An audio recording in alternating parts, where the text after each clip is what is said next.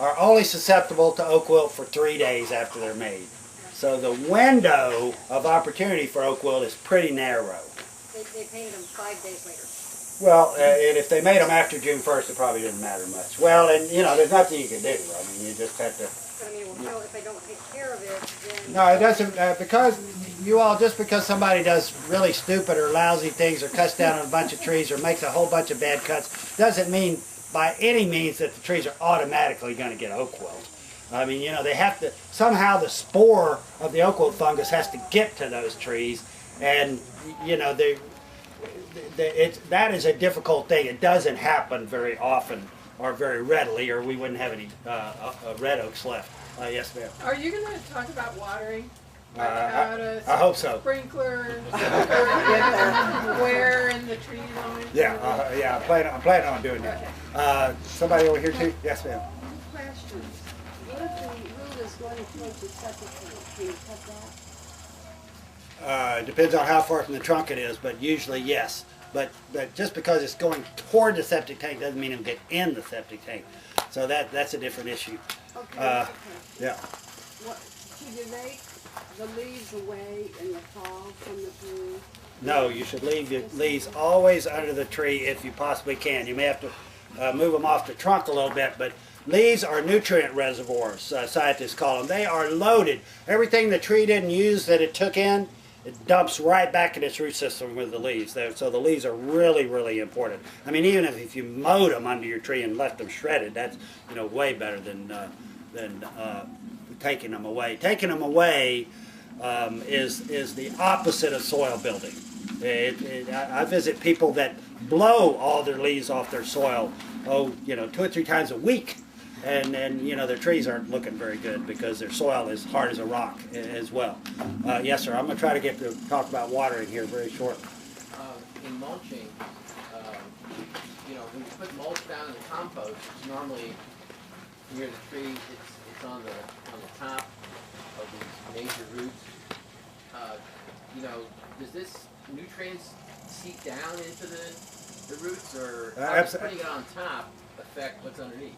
Well, absolutely, it seeps down. Yeah, watering and leaching, and in fact, that's one of the reasons that I believe that compost is all you need to break up compacted soils, because you put the compost right on the surface, called broadcast on the surface. You throw it out there. If you got a nice lawn under there, you don't want to cover your grass up. You got to rake it in the grass blade.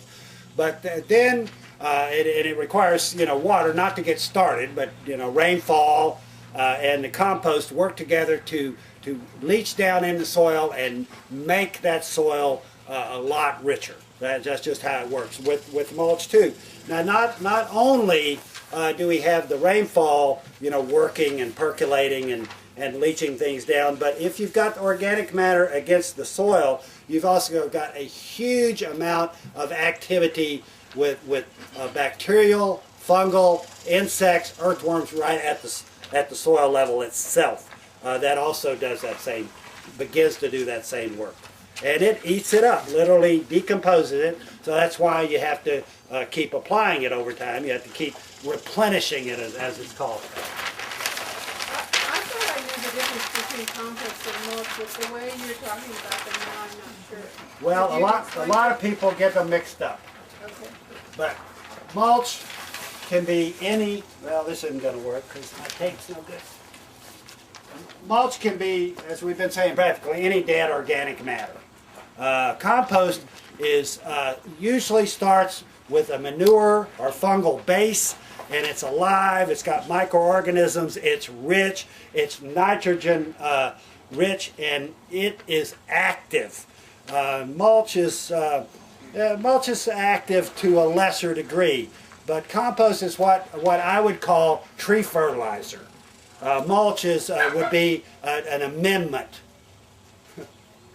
I missed one word. Rosina, what did you do that for? Well, and was it the fertilizer word that got you? Oh, okay. So compost is like tree food, and the scientists say it's just like the best tree food you could possibly put down. Like coffee grounds and eggshells and that, what's that called? Well, that's a home compost that you have to age. And what I like for people to do is get the manufactured compost, a little manufactured compost, put it in your backyard compost, and you make way better compost out of your backyard compost. The main problem with backyard compost is it has virtually no nitrogen in it. It can have a lot of the other things that are really important. But for trees in particular, they need that good shot of nitrogen. And so that's the manufactured compost. And one of the reasons I'm so enamored of manufactured compost is because it has all those really good things in it. Yeah. How about compost tea?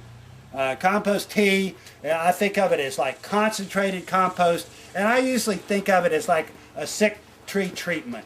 I think normally use compost. Oh, if you've got a stressed out tree, if you're really trying to rebuild the soil, compost tea is kind of a way of jump starting all of that, really getting it out there. You all, yes ma'am, I'll take one more and then we'll talk about watering regardless. You all, I try to get folks to put compost once a year out. And everybody's soil's different, but what I usually say, and because this is a generic recommendation, it doesn't mean it's absolutely right for you. My generic recommendation for folks is that you put a thin top dressing of compost under the branches of your tree once a year. If a tree is standing alone, you don't need to put it up right, near the trunk. You can go out away from the trunk a little bit. Those roots go out there, and the fine feeder roots are really a little ways away from the trunk. This is going, and if you got grass, you have to rake it in. You don't want to cover up your grass with your compost. Let's talk about watering. There's a lot of ways to water, and everybody's soil is different. And so, over the years, I have found it less and less that you can just give a generic recommendation about watering. One of the things that I've worked out that I think is helpful to individuals is, and I like watering with a hose and a sprinkler. Automatic irrigation systems are very iffy for trees. I find people all the time with automatic irrigation systems, their trees are getting very little of the water.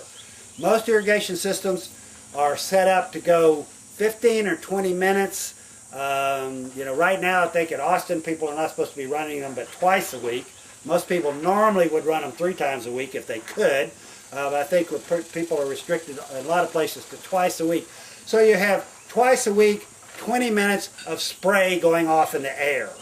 Those systems are set up to keep beds, small woody shrubs, and grass looking pretty good. They are not set up for trees. Trees have to be watered a lot more. And so here's one of my recommendations for how you start figuring your own watering out. You take your hose and your sprinkler, and I think there's a lot more efficient sprinklers. Some sprinklers are way more efficient than other sprinklers. The one that I really love is the little flat yellow sprinkler. It's about like that. It's not really flat. Stands up about like that. Has no moving parts. It's got one little hole in the center. Hose screws right up to it. Cost about, $6-10 bucks. And you barely turn on the faucet, and this sprinkler imitates a long, slow rainfall. That's a really good, efficient little sprinkler. So you take your hose and the sprinkler, you put it under the middle of your tree branches, right under the tree. Turn it on, leave it on for an hour, turn it off. The next day, not the same day, the next day go out right in the middle of where you watered, take your garden trowel. Garden trowels have 5-inch blades on them, little hand garden trowel. Dig a little test hole, go down 5 inches, the depth of the blade. If you did not get your soil, and a lot of people are going to hit caliche and go down 3 inches. If your soil is not moist 5 inches down, you didn't water enough for your tree that time. So next time, try an hour and a half. Check it out the next day. Everybody's amount of soil and the richness of the soil, the quality of the soil is different. And how much you need to water is different. For an established native tree that's growing on its own, we didn't plant, we inherited it when we moved where we moved. My rule of thumb